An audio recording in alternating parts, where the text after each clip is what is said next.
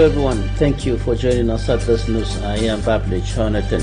Environmentalists urging governments of African countries to take greater steps to protect the biodiversity of the continent and local communities. Some of them spoke to us after the European Union Parliament passed a law banning the importation of products linked to deforestation. You'll know more about this in this edition of the 6 p.m. newscast on Equinoxe television. Insecurity and illegal business continue to prosper in the Republic of Cameroon, especially in the major cities of the country. We shall bring to you updates on some of the recent happenings today in the nation's political capital, Yaoundé. There was a commotion as some gunshots were heard, reportedly heard in some parts of Yaoundé today, and wildlife traffickers arrested in Malantwen in the west region of the Republic of Cameroon. We shall also bring to you some sports news, notably on the dilapidated state of some sports amenities in the Republic of Cameroon. Stay with us.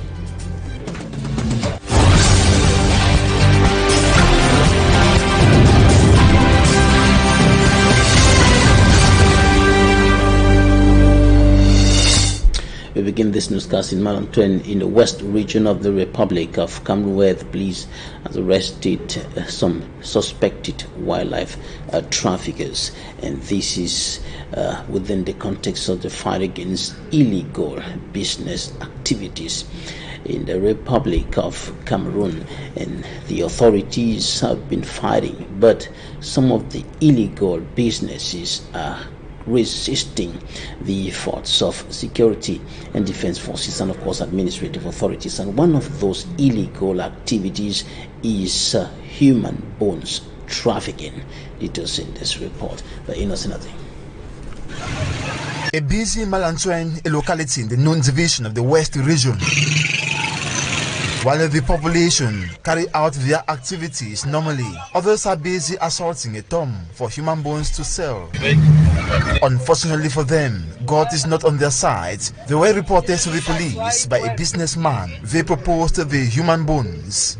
We was informed on the 16th of this month by an economic operator of this locality who called us and said was that there are two guys who was in his enterprises to propose bonds, human bonds. According to the Malantwen Police Commissioner, they arrested the two suspected human bone traffickers on the appointment day, Saturday, September 17th, with the businessman who pretended to be interested. Nous sommes déployés au niveau de son usine ici au quartier Matupu, ici à Malantwen. By the time of their arrest, they were not in possession of the human bones. They first wanted to negotiate the deal before delivery. C'est au cours de leur exploitation ici. Both suspects insisted they didn't have the human bones with them. We mounted pressure on them before they took us to a bush where they hid the bones contained in a bag.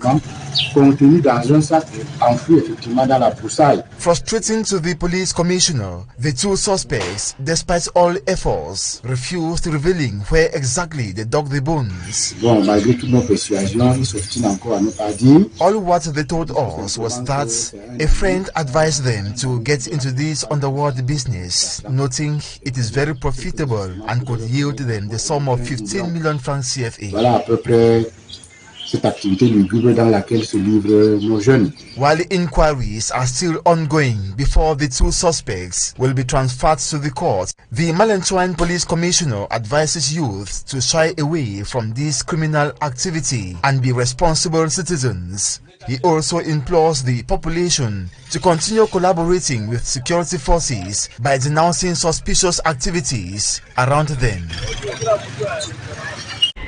Several inhabitants of Makotmbem in the Makak subdivision in the central region of the Republic of Cameroon have been deprived of their source of livelihood. Their plantations were destroyed during the construction of a road, and they are now sending distress calls to the administration to help them, because things are becoming much more difficult for them without their plantations, from where they were normally obtaining some food and even making some money to be able to sustain their families. Lucy Liengo reports. Inhabitants of Mikotimben in the Nyongankele division, Central region, have expressed dissatisfaction towards the work carried out by the government. They complain the extension of the road has destroyed most of their plantations and graves. Le maire de Macaque se dit qu'ils viennent faire une route et détruisent des plantations. The mayor of Macaque decided to construct this road, but has destroyed our plantations and graves. We are not happy. My ancestors were buried here. So because they want to construct a road to extract timber, they have to destroy everything we have. I think that there is justice in this country, because this is not good for a peasant who uses opportunity to feed his or her family, only to have his or her farm being destroyed for a road which the population will have no gain. The road will not help them to eat, but just to extract timber. Ça ne peut pas marcher. For several years, this is what has been helping us. Even our little kids who go to school every morning, this is what they eat before going to school. It has been destroyed. The population also say they have been using these plantations for several years to feed their families. I'm a widow. I have nobody, just my little kids. My farm of palm nuts have been destroyed. According to the inhabitants, they were not informed. To their greatest surprise, their graves have been destroyed. Le premier chef, le chef de village, ici, Otomangele, le grand frère de mon père, sa tombe est là. Elle n'est plus visible. Responding to the grievances of the population, the mayor of Macaque, Bogotwa, who spoke off camera, agreed to reimburse those affected for all their damages.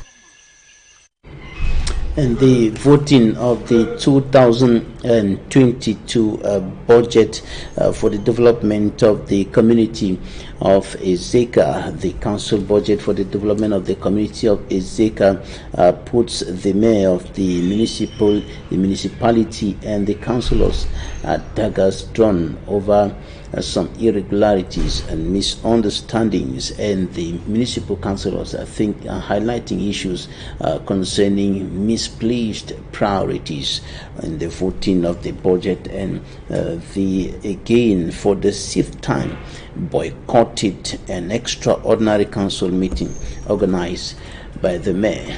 Details in this report compiled by Mala Glory. 12 out of 25 council workers boycotted the extraordinary meeting convened by the mayor. A meeting aimed at voting the 2022 financial budget ended in a fiasco. It's the umpteenth time we find ourselves in the Ezeka Community Council with another failed extraordinary meeting. The development of this community depends on the budget. The councillors who represent the population to facilitate the development say they were never consulted before the decisions were taken. Reason why they can't participate in the voting. We want our rights to be respected. Municipal council is an organ of consultation and deliberation.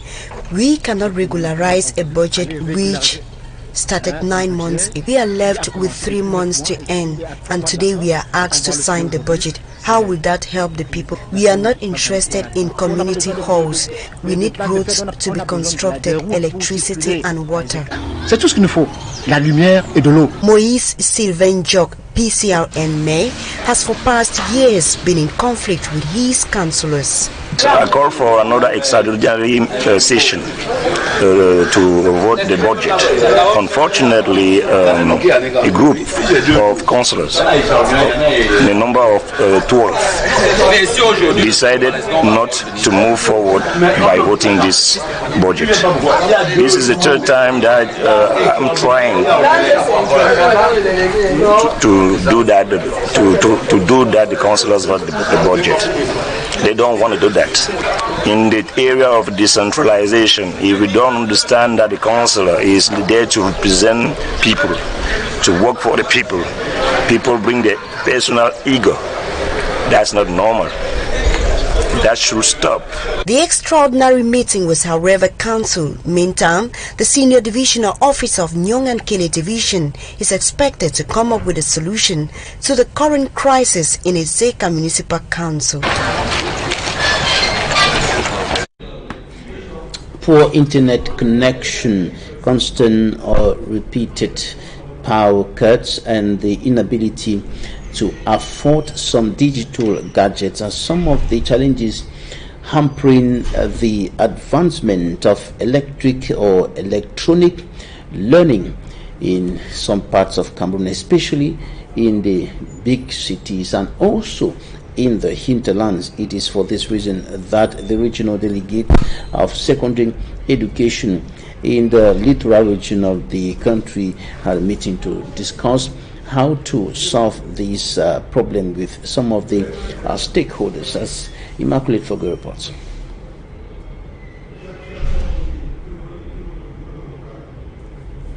The COVID-19 crisis forced educational systems in Cameroon to find alternatives to face-to-face learning. As a result, online teaching and learning have been used by teachers and students due to the lockdown. Despite the relaxation of COVID-19 barrier measures giving schools the go-ahead to operate fully, the need to continue with a new system of learning has been termed beneficial by education stakeholders. It is so important. We are going into a new era. You know, this is where society is going and education is following, or vice versa. So if the society is going digital, education has to go digital, or if education is going digital, the society has to go digital. Despite the benefits of online learning, there are still many barriers towards making education entirely digital.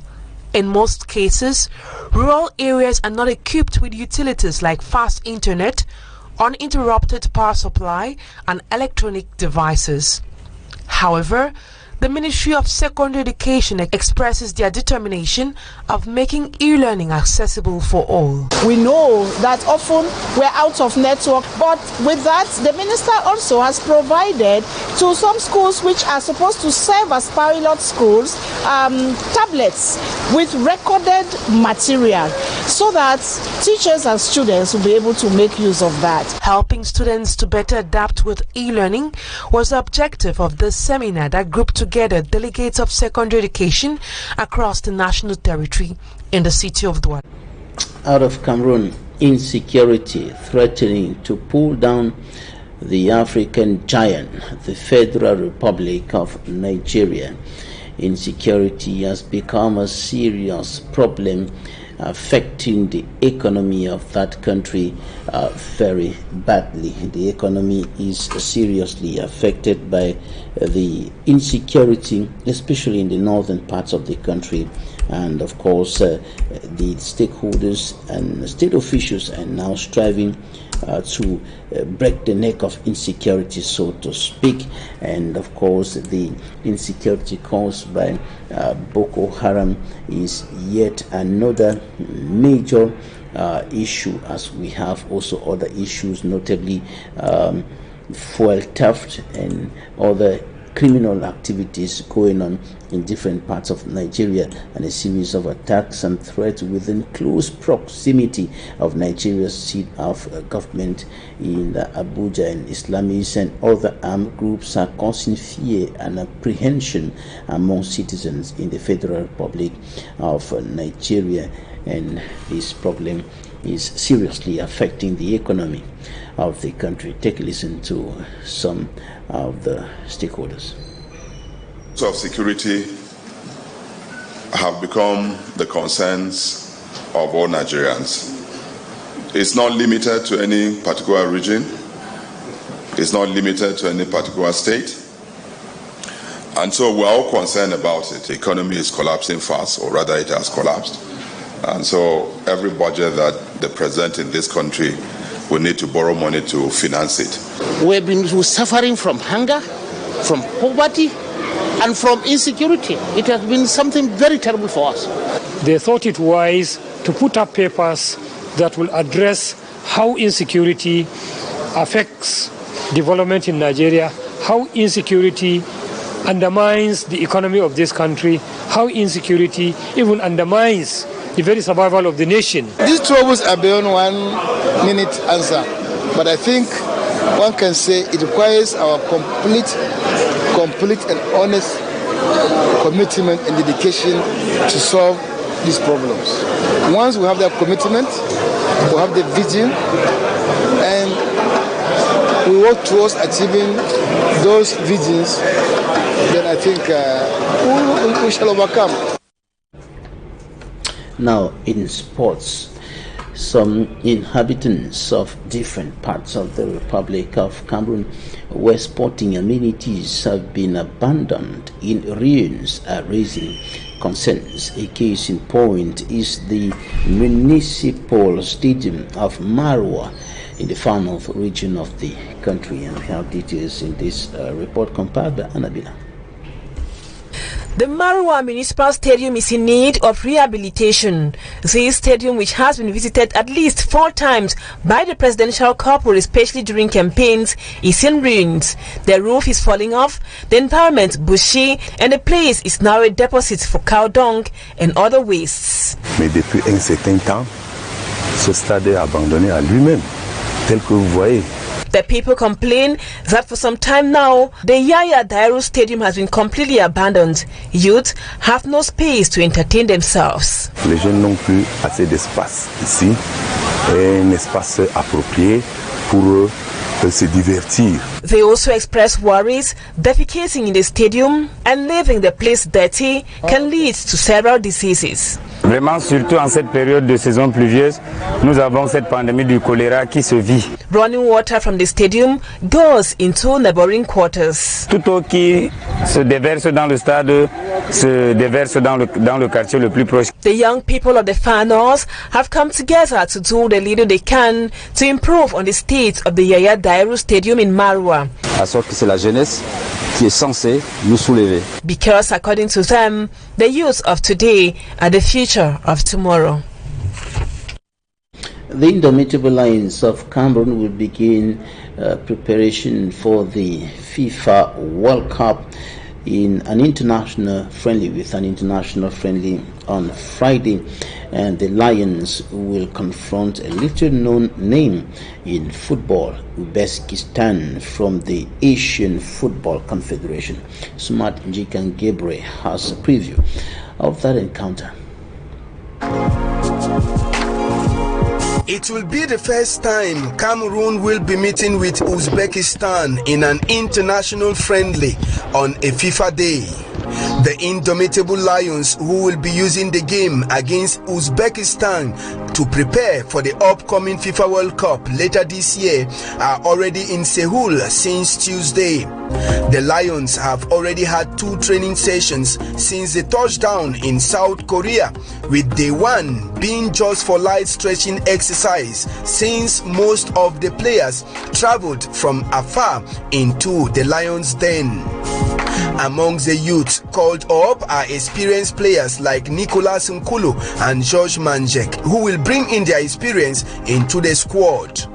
The players of Rigobert Song Bahana trained later in the afternoon at the Guyan Stadium, where they are to take on Uzbekistan.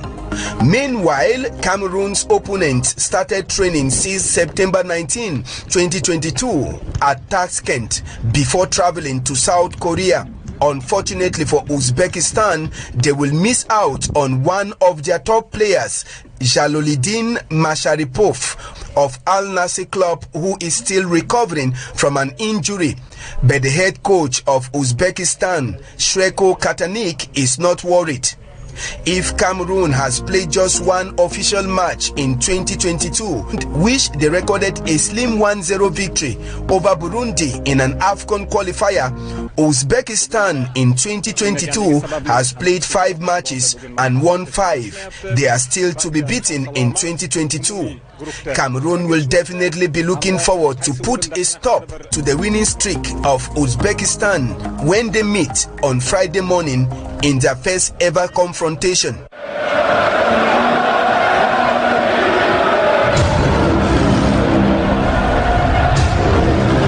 That report ends the first part of this newscast. Talking Point is up next.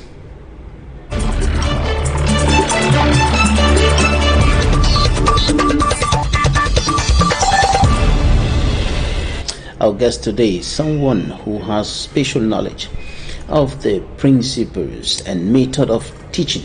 She's an educationist, retired mathematics teacher, proprietor of Rainlat Majesty Bilingual Nursery and Primary School, Bipele, in the Douala 4 subdivision.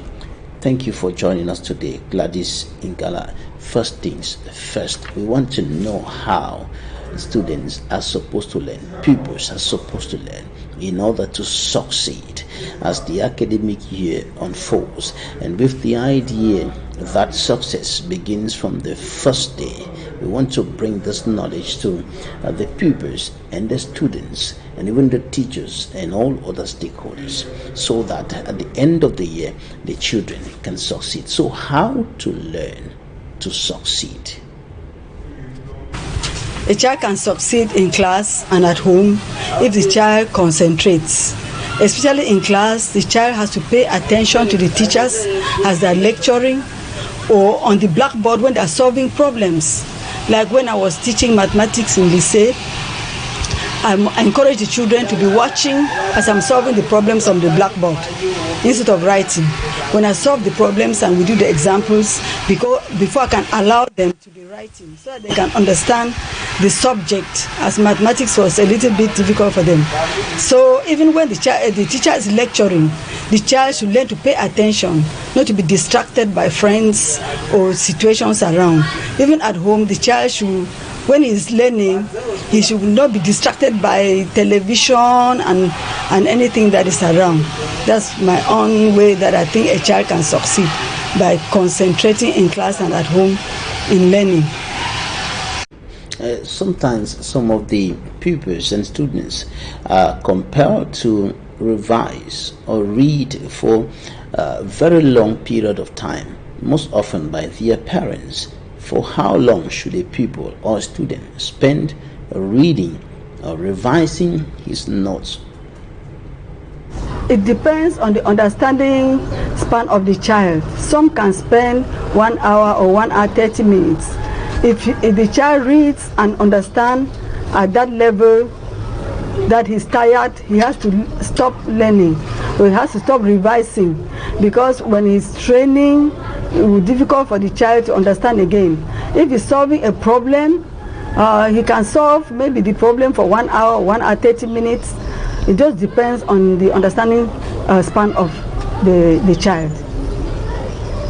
Is it advisable to do what is generally referred to as cram work, that is memorizing notes, memorizing information? Yes, Mr. Babila, it's a good question, because many children spend time cramming lessons to answer their questions, and in the end, when they forget a word in the sentence, they will not be able to answer the questions well. It's good that a child should understand his lessons, so that when he answers the questions, he answers them well, rather than cramming the notes and then have, in the end, have a headache.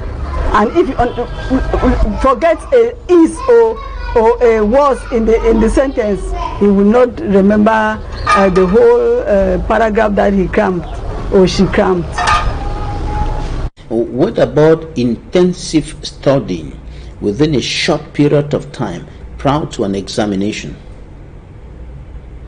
Mr. Babili, I want to tell you that that is what some children do. They will spend their time not studying. When the examination month is approaching, they are running helter-skelter to study hard, which will not be possible, because like in external exams, maybe even in class exams, the child has to be studying his notes systematically, doing the homework systematically, so that he can remember what he has been reading. If he carries the work until during the exams, he's trying to do intensive studies, most of the time he cannot remember what he has been reading, because the brain cannot just assimilate all at one time. It's on a period of time that the brain has to be assimilating little by little, so they can work well and remember what the child has been learning.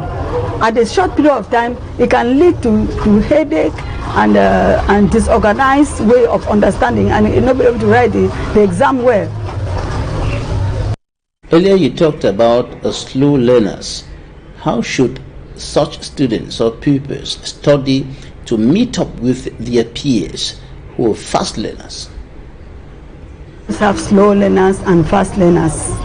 It depends in the class. The teacher will try to pay attention to those who are slow.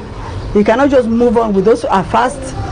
He moves and then balance up or do remedial classes for those who are slow, or even separate, like we during our time here, the children who have come from the provinces that have a crisis, when they come into the class, sometimes we have to divide the class because I always have two teachers, like in class 6. When the child comes like to class 6 to write an exam, sometimes we separate the class to revise with those who have been slow to read and so on before we bring them up. We have to bring them up by separating the class and concentrating on those who are slow, or do remedial classes after school and so on, so that the children can understand. Because a child who is slow cannot learn alone. He needs assistance from the teachers. Last night, eating or drinking things to avoid sleeping, and or putting the legs in water just to avoid sleeping in order to study. Yes, thank you for that question, because many children always do that. They will try to take cola nuts, things that have caffeine to keep away sleep, which is dangerous to their health. So a child should learn systematically, sleep well. A child who does not sleep well, the brain will not work well. So a child needs sleep. He has to study the normal time that the child studies, and then sleep well so that his brain can remember what he has been reading.